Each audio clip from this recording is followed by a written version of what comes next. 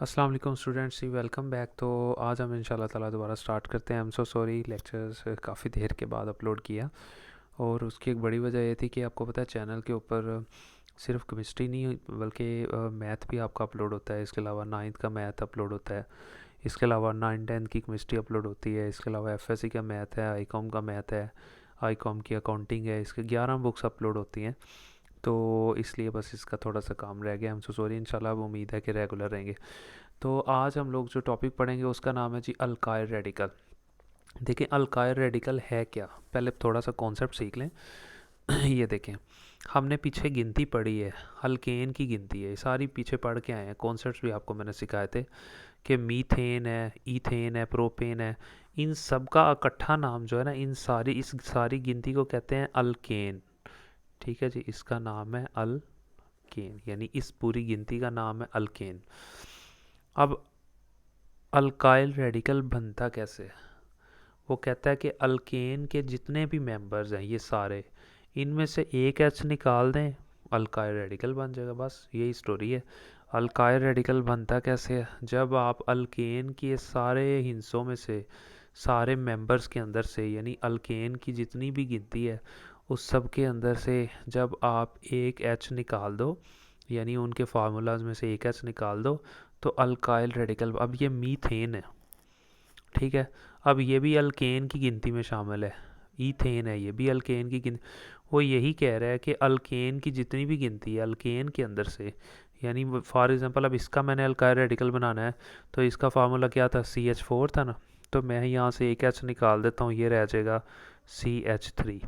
अब एक एच जब निकल गया तो एक बॉन्ड यहाँ पे खाली हो गया। अब ये मीथेन का फार्मूला है, और ये जो नया लफ्ज़ बना है जिसमें से एक एच कम है, इसे कहेंगे मीथाइल। ठीक है।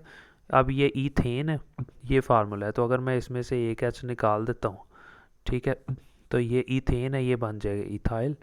क्योंकि ये 6 था ना, ये 5 हो जाएगा। इसी तरह प्रोपेन है, तो ये क्या बन जाएगा? एक एच निकाल के ये बन जाएगा जी प्रोपाइल। इसी तरह ये आप देख सकते हैं, ठीक है, ये ब्यूटेन है। ठीक है, तो इसमें से हम लोग क्या करेंगे? एक एच को निकाल देंगे और ये क्या बन जाएगा? ब्यूटाइल। और इसी तरह ऑनवर्ड हम लोग चलते रहेंगे। एक तो ये यहाँ पे कॉन्सेप्ट्स हैं जो कि आप लोगों ने याद रखने हैं। अच्छा, जैसा कि हम लोगों ने पीछे सारी गिनती बड़े अच्छे तरीके से पढ़ी थी, आप लोगों को समझ भी आ गई होगी। अब अगर हम प्रोपेन को देखें, इसकी आगे उसने दो डेफिनेशंस भी दी हुई हैं कि प्रोपेन जो है, प्रोपेन का फार्मूला होता है C3H8। तो अगर मैं इसका स्ट्रक्चर बनाऊं तो कुछ इस तरह से बनेगा, 1 2 और 3। 3 कार्बन है। हाइड्रोजन, अब हमें पहले भी पता है कि कार्बन 4 बॉन्ड बनाता है। अब ये कार्बन ने एक बॉन्ड तो इसके साथ बनाया हुआ, बाकी रह गया 1 2 3। अब ये कार्बन है, इसने एक इधर बनाया हुआ बॉन्ड, एक इधर बनाया हुआ, मज़ीद 2 बना सकता है, 1 2। इसी तरह ये कार्बन है, इसने एक बॉन्ड इधर बनाया हुआ है, मज़ीद 3 बना सकता है, 1 2 3। अब यहाँ हाइड्रोजन लगा दें, 8 हाइड्रोजन है ना, एक इधर लगा दी, इधर लगा दी, यहाँ पे भी लगा दी है, यहाँ पे, यहाँ पे, यहाँ पे, यहाँ पे, यहाँ पे। अब ये कंप्लीट स्ट्रक्चर बन गया ब्यूटेन का। इस स्ट्रक्चर को क्या कहेंगे? इस स्ट्रक्चर को क्या कहेंगे? ब्यूटेन। अब वो यहाँ आपको ये समझाने की कोशिश कर रहा है, सॉरी, प्रोपेन। ठीक है। अब इस स्ट्रक्चर, ये जो स्ट्रक्चर है ये है जी प्रोपेन का। अब हम लोग क्या करेंगे? अब हमें पता है कि इसको अगर हम लोगों ने अल्काइल रेडिकल में कन्वर्ट करना है तो एक एच को यहाँ से निकाल देंगे। तो यहाँ वो दो डेफिनेशन बना रहा है। वो आपको यहाँ पे ये कह रहा है कि अगर ये आखिरी एच को निकालते हो, यानी इस एच को अगर आप निकाल देते हो, ये इस एच का नाम है टर्मिनल एच, यानी आखिरी एच। ठीक है, यानी अगर आप इस पूरे स्ट्रक्चर में से इस एच को निकालते हो जिसे टर्मिनल एच कहते हैं, तो अब प्रोपाइल तो बनेगा, वो तो हमें पता है। एक एच निकालेंगे तो प्रोपेन से प्रोपाइल। लेकिन अगर आखिरी एच निकालोगे तो इसको कहेंगे एन प्रोपाइल। ठीक है जी, एन प्रोपाइल। लेकिन अगर वो कहता है कि दरमियान वाले कार्बन के साथ अगर हाइड्रोजन लगी हुई है, आप उसको बाहर निकालते हो, इसको नहीं निकालते, यानी सेंट्रल कार्बन एटम से अगर आप एक हाइड्रोजन को बाहर निकाल देते हो, अब भी प्रोपेन से प्रोपाइल तो बनेगा। लेकिन अगर दरमियान वाले कार्बन से हाइड्रोजन उतार के आप निकालोगे तो उसको हम लोग कहेंगे आइसो प्रोपाइल। ये बात समझ रही है? अब इसे पूरे स्ट्रक्चर में से अगर आप एक भी हाइड्रोजन निकाल देते हो प्रोपाइल तो बन जाएगा, लेकिन अगर आखिरी एच निकालोगे तो एन प्रोपाइल बनेगा, और अगर दरमियान वाले कार्बन के अंदर से हाइड्रोजन निकालोगे तो फिर जो बनेगा उसको कहेंगे आइसोप्रोपाइल। ये एक पूरा कॉन्सेप्ट है जो हम लोग अभी रीड करेंगे यहाँ पे। ठीक है जी। अब ये यहाँ आप देख भी सकते हैं, देखें ये मीथेन था, उसका ये फार्मूला था CH4। जब एक एच निकाल दिया तो CH3 रह गया, मीथाइल बन गया। इसी तरह ये C2H6 ईथेन था, तो इसमें से एक एच निकाल दिया तो H5 रह गया। ठीक है, तो इसको हम लोग क्या कहेंगे, अब अल्काइल रेडिकल बन गया और इसको इथाइल कहेंगे। अब इसी तरह ऑनवर्ड ये सारे दिए हुए। ठीक है जी। अब यहाँ से हम लोग जो है ना रीडिंग करना शुरू कर देते हैं। उसने ये कहा है कि अल्काइल रेडिकल जो है ना वो डेरिवेटिव्स हैं ऑफ अल्केन के। डेरिवेटिव्स का मतलब होता है कि अल्केन के अंदर से ये निकलते हैं। अल्काइल रेडिकल अल्केन की मदद से ही तो बनते हैं। देखे ना, ये सारे अल्केन हैं और ये अल्काइल रेडिकल है, तो अल्काइल रेडिकल इनमें से ही तो निकले हुए हैं, ये कहने की कोशिश कर रहा है आपको। फिर आपको ये कह रहा है they are found by removal of one of the hydrogen atom of an alkane.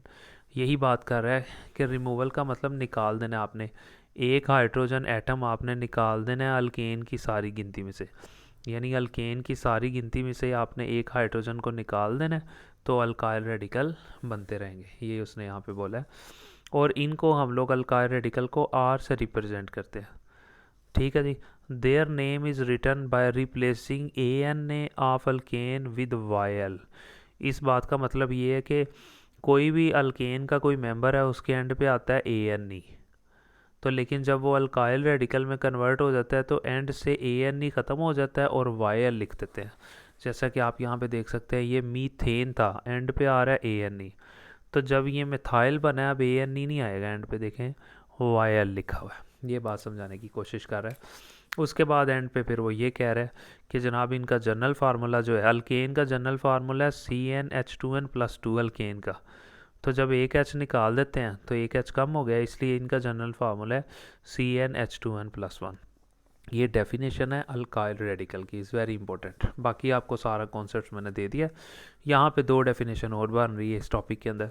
सबसे पहले उसने ये कहा हुआ है यहाँ से, ठीक है जी, propane has a straight chain structure. उसने कहा जी प्रोपेन का एक सीधा स्ट्रक्चर है।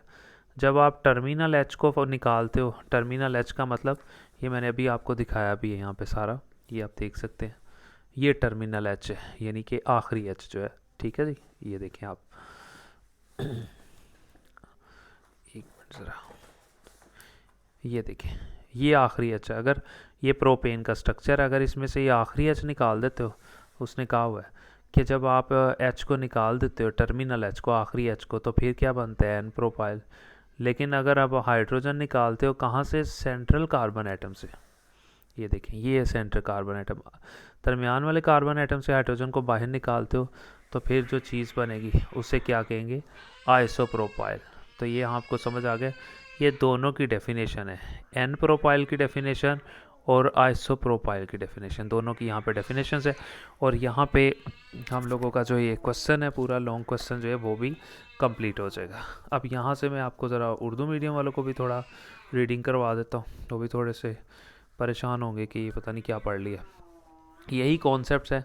सबसे पहले उसने यही कहा है कि अल्काइल रेडिकल अल्केन से बनते हैं, अल्केन में से आपने एक हाइड्रोजन एटम को निकाल देना है तो अल्काइल रेडिकल बन जाएगा। जैसा कि अभी आपको मैंने दिखाया भी है कि अल्काइल रेडिकल कब बनते हैं, ये अल्केन के फार्मूलाज हैं सारे, तो अल्केन में से आपने एक एच निकाल देना है। ये CH4 था, एक एच निकाल दो, CH3 रह गया, तो ये अल्केन से अल्काइल रेडिकल बन गया यहाँ पे। ठीक है जी। और अल्काइल रेडिकल को R से ज़ाहिर करते हैं। ठीक है। और उसने ये कहा इनका जनरल फार्मूला होता है CnH2n+1। ये चीज़ आपने ज़हन में रख लेनी है। उसके बाद यहाँ पे उसने दो डेफिनेशन समझाने की कोशिश की हैं, जिनके कॉन्सेप्ट्स मैंने अभी आपको यहाँ पे रजिस्टर पे भी दिए हैं। उसने कहा है कि जनाब ये सारा मैंने आपको समझा दिया, यहाँ से आपने एक डेफिनेशन करनी है। ये उसने कहा जी प्रोपेन जो होती है ना, उसका स्ट्रेट चेन स्ट्रक्चर होता है। ये आप देख सकते हैं, जैसा कि ये प्रोपेन है और इसका सीधा स्ट्रक्चर है।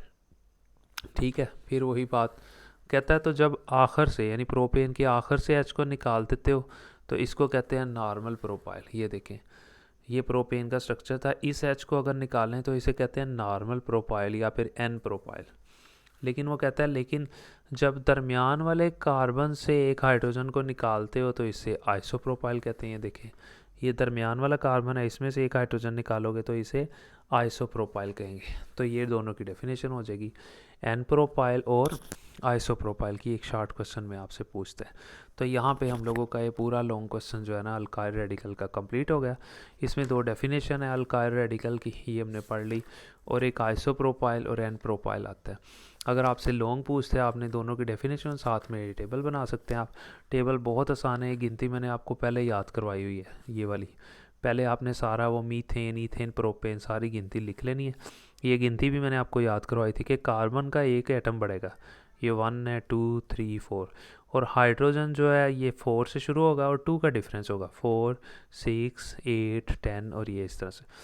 और अल्काइल रेडिकल कब बनेंगे, एक हाइड्रोजन इनमें से निकाल दें, ये 4 थी, अब 3 रहेगी, तो ये बन गया मिथाइल।